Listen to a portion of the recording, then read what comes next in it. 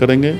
बजाबते चिट्ठी जो है विभाग के द्वारा जिलाधिकारी महोदय के यहाँ आ गई है, जिलाधिकारी महोदय के यहाँ एसडीओ के यहाँ आ गई है कि इस ज़मीन की नापी होगी और अधिकरण की जाएगी और यहाँ सर्विस लेन का निर्माण होगा, लौट जाएगी विभाग में और विभाग उसको टेंडर कर देगा। और आने वाले समय में जो जवेनिया गांव की जो समस्या थी उसका समस्या दूर होगी और ठोकर का निर्माण होगा। राजनीतिक ये अपराधी नहीं है, ये एक राजनीतिक अपराधी उसको कहेंगे हम प्रमोट कर रहे हैं, हम आदमी रखे हुए हैं और क्राइम हो रहा है, वो एक हो गया।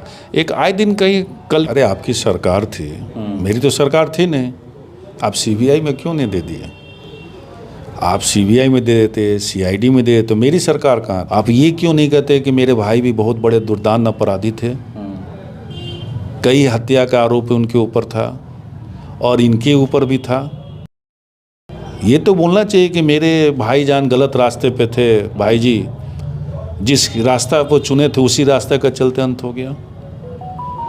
अरे कई रिकॉर्ड साथ का रहा है, तो हम प्रयास करेंगे जो 2 सीट हम लोग हारे हैं वो भी जीते, क्योंकि वो अपनी पार्टी का दावा करेंगे और सभी लोग अपनी अपनी पार्टी का दावा करते हैं। उपचुनाव में तो विधायक राहुल तिवारी जी हमारे साथ बात करने के लिए बैठे हुए हैं। चलिए मैं इनसे सीधे जुड़ता हूं। मेरा पहला सवाल विकास से है। विकास से ये है कि जनता परेशान है, आए दिन आप देख रहे होंगे किस तरह से एनएच पे एक्सीडेंट हो रहा है, मौतें हो रही है और लोग कह रहे हैं कि जो ये मौत हो रही है सर्विस रोड नहीं होने की वजह से हो रही है। बहुत लोग पूछे भी हैं, आप भी देखे होंगे कि जब मैं खबर चलाता हूं तो लोग कहते हैं कि सर्विस रोड कब बनेगा, ये जनप्रतिनिधि बताएं, सांसद बताएं, विधायक बताएं। तो आप मिल गए हैं, तो मेरा सवाल यही है कि क्या सर्विस रोड पर बात हो रही है या फिर चुनाव बीत जाएगा?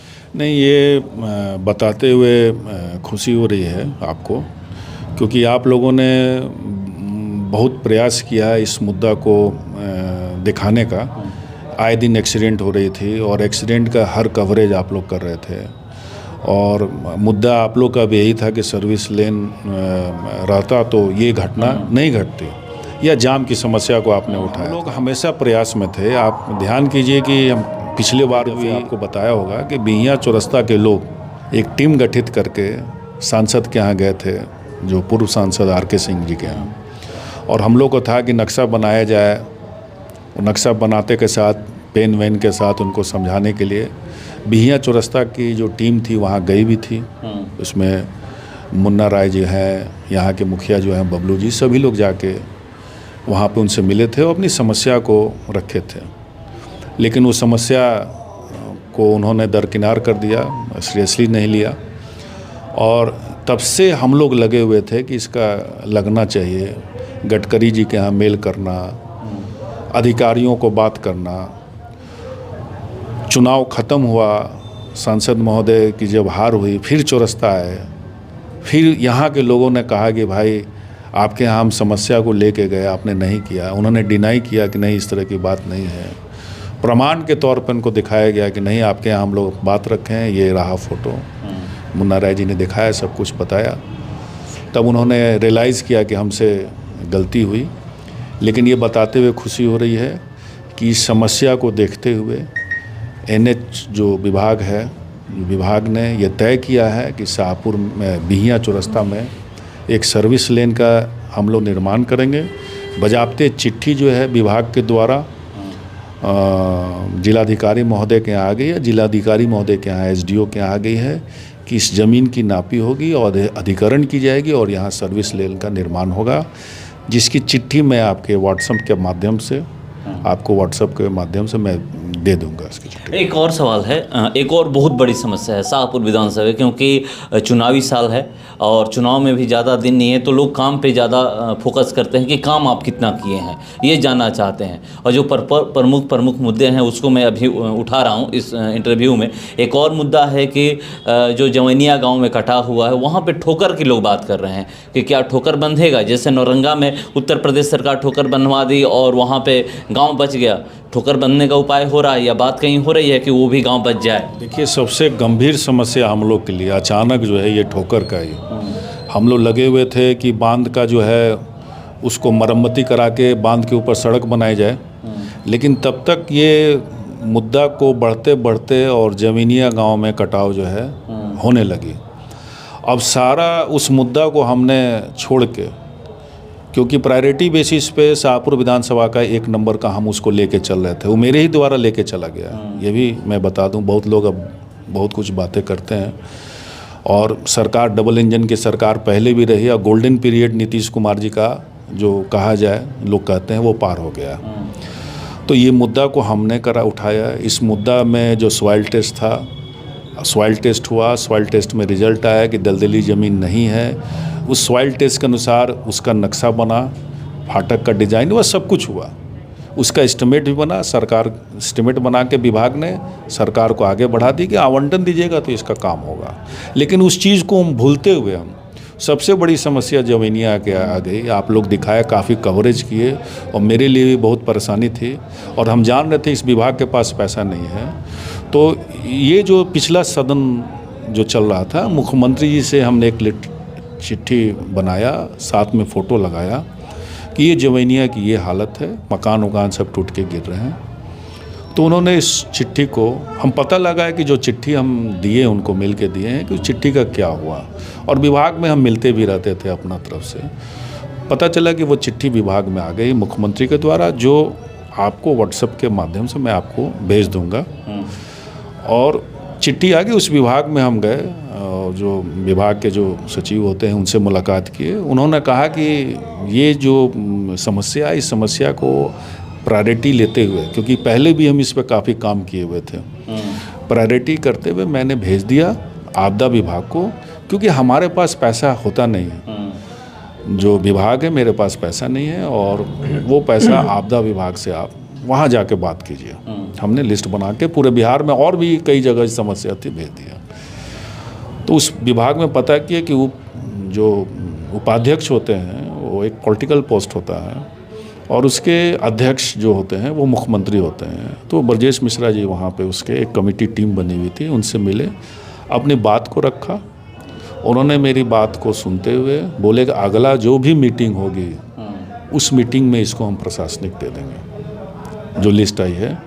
तो पिछली जो मीटिंग हुई थी उसमें प्रशासनिक वो मिल गई है, अब वो फाइल लौट जाएगी विभाग में, और विभाग उसको टेंडर कर देगा, और आने वाले समय में जो जवेनिया गांव की जो समस्या थी उसका समस्या दूर होगी और ठोकर का निर्माण होगा। इस बार जो चुनाव आप लोग लड़ने जा रहे हैं, बहुत सारे मुद्दे हैं, मुद्दे की कमियां नहीं है, मगर 2-3 और मुद्दे हैं, जैसे एक अपराध का आप भी सुन रहे होंगे, रोज़ आए दिन खबर मिलती है। भोजपुर ज़िला की हम लोग बात करें तो भोजपुर ज़िला में अभी कुछ दिन पहले की हम लोग बात करें तो 7-8 जगह जो गोलीबारी हुई है, उसमें 7-8 जगह में 3 जगह मौत हो गई। उसमें शाहपुर विधानसभा अछूता नहीं रहा है। शाहपुर विधानसभा में भी जो दामोदरपुर बांध है, बहरमपुर बांध, वहाँ पे एक शिक्षक को गोली लगी। करजा गांव में 2 व्यक्ति को गोली लगी। तो जब इस सवाल को लेकर के हम लोग जो यहाँ के पूर्व विधायक प्रतिनिधि हैं भुअर ओझा, उनसे सवाल किया कि आपकी सरकार है, सुशासन की सरकार है, तो यहाँ पर क्यों गोलियाँ चल रही है, क्यों अपराध बढ़ रहा है? आप लोग जंगल राज 2005 के पहले की बात कर रहे थे, मगर अभी तो तेजस्वी यादव कर रहे हैं, तो कह रहे हैं कि आप देख लीजिए कि जहाँ जहाँ आरजेडी के विधायक और सांसद हैं वहीं पर अपराध बढ़ा है। नहीं तो गलत बात बोल रहा। आरा में आए दिन दहाड़े गोली मार दी जा रही है। आप देखोगे बैंक डकैती, सबसे ज़्यादा घटना हमको लगता है कि आरा में ही होता है, जो भारतीय जनता पार्टी के वहाँ विधायक हैं और सांसद भी रहे। देखिए, ये घटना, आपराधिक घटना घटती रहेगी, और आप इस तरह की घटना को देखिएगा, ऐसा घटना होती है जो पहले उसका आपराधिक रिकॉर्ड नहीं रहता। जैसे आप छानबीन कीजिएगा, बहुत सारी घटना हमारे समाज में अचानक होती है। पुलिस के नज़र अपराधी पर रहता है जो बैंक डकैती करता हो, मोटरसाइकिल छीनता हो, इस तरह का आपराधिक रिकॉर्ड है, उसको पकड़ना थोड़ा आसान होता है। लेकिन ऐसी घटना है जो आज तक वो व्यक्ति अपराध नहीं किया है और अचानक अपराध कर दिया, उस तरह की घटना सबसे ज़्यादा आपको देखने को मिलती है। तो ये अपराध तो घटेगी है, समाज में रह रहे हैं तो आपस में द्वंद्व होगा, पड़ोसी से होगा, नाली बनाने को लेकर होगा, ज़मीन कब्जा को देखेंगे, आप देखेंगे गोतिया में काफ़ी मारपीट हो जाती है। तो ये सब घटना को रोकना किस तरह रुके, वो सरकार को एक पॉलिसी बननी चाहिए इस तरह की घटना को बनाने में। और उनका टेंडेंसी था कि ये घटना फलाने जात ने किया, फलाने को मारा, वो टारगेट कर रहे थे, जबकि इस तरह के टारगेट करना सही नहीं है, क्योंकि समाज में तरह तरह के लोग होते हैं, आपस में बटे हुए हैं, किसी का मतभेद होता है तो पार्टी लेवल पे उसको नहीं जोड़ना चाहिए, और ये पार्टी लेवल पे जोड़ना चाहते हैं। तो तो ये गलत बात है। ऐसी बहुत सारी घटना पिछले हुई है जो हम गिनवा सकते हैं। उसी गांव के एक प्रमोद ओझा जी हैं, 7-8 साल पहले वो 12 गांव का एक इनोसेंट लड़का जो बाहर से आ रहा था, वो यही बिहिया चौरस्ता का आगे सिर्फ मोटरसाइकिल में हल्का उल्का लग गया था, उसके लिए गोली मार दिया उसको। तो वो भी तो ओझा जी थे। और यहाँ भी मारा गया तो भूमिहार समाज से मारा गया। या खुद ही उन पे इल्ज़ाम है शिवजी यादव को हत्या करने में, यादव जी की हत्या करने में। इस तरह की घटना घटते रहती है। तो ये हमको प्रमोट नहीं करना चाहिए। ये काम पुलिस का है। वो दो अगल बगल जानते होंगे गोली चला, क्यों चला, किस लिए चला, वो वही जानते हैं। और वो काम पुलिस का है। पुलिस देखेंगे क्यों गोली चला, क्या गोली चला, उनका काम है। ये तो घटना घटेगी ना भाई। समाज में एक दूसरे से मतभेद है। तो राजनीतिक ये अपराधी नहीं है। ये एक राजनीतिक अपराधी उसको कहेंगे हम प्रमोट कर रहे हैं, हम आदमी रखे हुए हैं और क्राइम हो रहा है, वो एक हो गया। एक आए दिन कहीं कल भी सुनने को, परसों भी सुनने को मिल सकता है किसी के साथ कुछ भी हुआ। इस तरह की घटना सदियों से होता है। ये उस समय भी जब थे होंगे तो उस समय भी घटना घटी होगी। एक वो मैं इंटरव्यू किया था एक, तो वो बोल रहे थे कि जो कि अब कहे कि उन्हीं के परिवार के लोग उनके आरोप कि वो कहाँ कहाँ कमीशन लेते हैं, आप बोल रहे थे। तो उस पर बोल रहे हैं कि जब उनका बात अब मानते हैं तो उन्हीं के द्वारा कहा गया है कि उनके भाई के हत्या में आपका हाथ रहा है। तो वो भी मानिए कि जब वो बोल रहे हैं कि जब राकेश ओझा बोल रहे हैं कि मेरे पिता की हत्या में विधायक राहुल तिवारी का हाथ रहा है, तो वो भी सत्य है। देखिए ये बचपना वाली बात है। अरे आपकी सरकार थी, मेरी तो सरकार थी नहीं। आप सीबीआई में क्यों नहीं दे दिए? आप सीबीआई में दे देते, सीआईडी में दे देते, तो मेरी सरकार कहाँ थी? 17 महीने के बाद तो चली गई थी। और इतने पुलिस बेवकूफ़ नहीं ना है। अपराध जो मारा है या जो घटना घटी है, सारे लोग जेल में हैं। तो आपका पुलिस प्रशासन, आप एक राजनीतिक एक मुद्दा बनाने के लिए अलग बात है। आप ये क्यों नहीं कहते कि मेरे भाई भी बहुत बड़े दुर्दांत अपराधी थे, कई हत्या का आरोप उनके ऊपर था और इनके ऊपर भी था। ये तो बोलना चाहिए कि मेरे भाईजान गलत रास्ते पे थे, भाई जी जिस रास्ता को चुने थे उसी रास्ते का चलते अंत हो गया। अरे कई हत्या के आरोपी हैं, आप हत्या करते चल रहे हैं, तो घटना घटनी थी। जिस तरह आप कई लोगों के साथ भी हो गया, तो अपराधियों के साथ यही होता है। कोई नया काम नहीं हुआ है। लोग बड़ी बड़ी जो बातें करते हैं, अपराध के लाइन में थे, पुलिस के द्वारा उनको इनाम रखा गया था जिसका अंत भी उसी रास्ते से हो गया। तो ये सब गलत बात है। जिस रास्ते पे गए थे वो फल उनको मिला। एक आखिरी सवाल ये है कि आप कहीं भी देखते होंगे जब भी चुनाव आता है तो नेता आते हैं बहुत सारे, हर पार्टी में, चाहे कोई भी पार्टी को आप ले लीजिएगा, तो नेता आते हैं सामने कि हमें टिकट मिले तो हमें मिले, हमें मिले। और कुछ लोग कमियां भी गिना देते हैं। आप शाहपुर विधानसभा के ले लीजिए या फिर जहाँ जहाँ भी जीते हुए प्रत्याशी उन्हीं के पार्टी के लोग आते हैं और कमी गिनाते हैं। कि आपको भी लगता है कि यहाँ पर आपके कोई विरोधी हैं कि जो टिकट का दावा कर रहे हैं और उनको टिकट मिल जाएगा? देखिए ये तो पार्टी तय करेगी।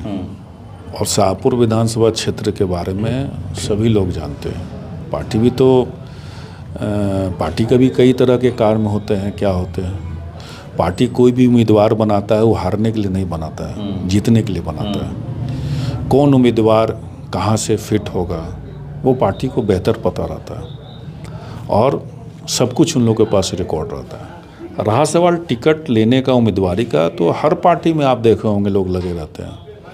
सबकी इच्छा रहती है कि हम चुनाव लड़े, चुनाव जीते। चुनाव लड़ना है, लेकिन पार्टी जानती है कि चुनाव किनको लड़ाना है और किनको जिताना है। राजद से पहले से भी तो मेरे लड़े थे यहाँ पे उम्मीदवार, वो तो हार ही गए थे। तो उम्मीदवार 10 में भी राजद से कोई लड़ने आए थे तो वो भी चुनाव हार गए। फिर हम आए तो चुनाव जीत गए, दोबारा जीत गए। दोबारा जदयू राजद का गठबंधन नहीं था, फिर जीत गए। फर्स्ट टाइम में राजद जदयू मिल के लड़े, सेकंड टाइम में सिर्फ राजद अकेले लड़ी, जदयू साथ में नहीं थी, फिर भी हम चुनाव जीत गए। नहीं कि ऐसा चीज़ पे हम हाथ लगाए जहाँ पार्टी की हार हो।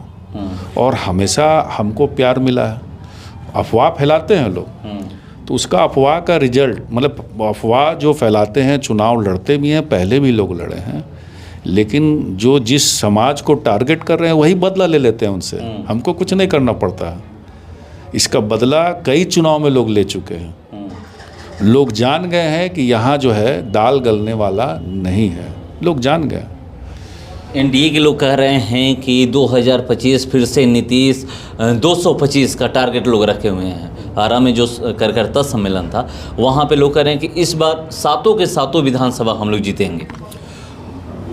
देखिए, सातों विधानसभा क्षेत्र तो हम लोग 15 में जीते हुए थे, 7 का 7 जीते हुए थे। इस बार हम लोग 5 हैं, गठबंधन हम लोग 5 पे जीते हुए हैं, 2 भारतीय जनता पार्टी के लोग जीते हुए हैं। अब अगले चुनाव में तो हम 7 जीतेंगे, क्योंकि मेरा रिकॉर्ड 7 का रहा है। तो हम प्रयास करेंगे जो 2 सीट हम लोग हारे हैं वो भी जीते, क्योंकि वो अपनी पार्टी का दावा करेंगे और सभी लोग अपनी अपनी पार्टी का दावा करते हैं। उपचुनाव में तो हार हुई थी आप लोगों। देखिए, उपचुनाव में हार हुई है, उसका हम लोग मंथन कर रहे हैं क्यों हार हुई है। तो आपको हम टफ सीट बताए भी थे, पिछले बार आप पूछे भी थे, तो हम बताए कि सीट जो है टफ सीट है, लेकिन फिर भी हम लोग प्रयास करते हैं। लेकिन आगे आने वाले चुनाव में हम लोग प्रयास करेंगे कि वो भी सीट जो है हम लोग निकालेंगे।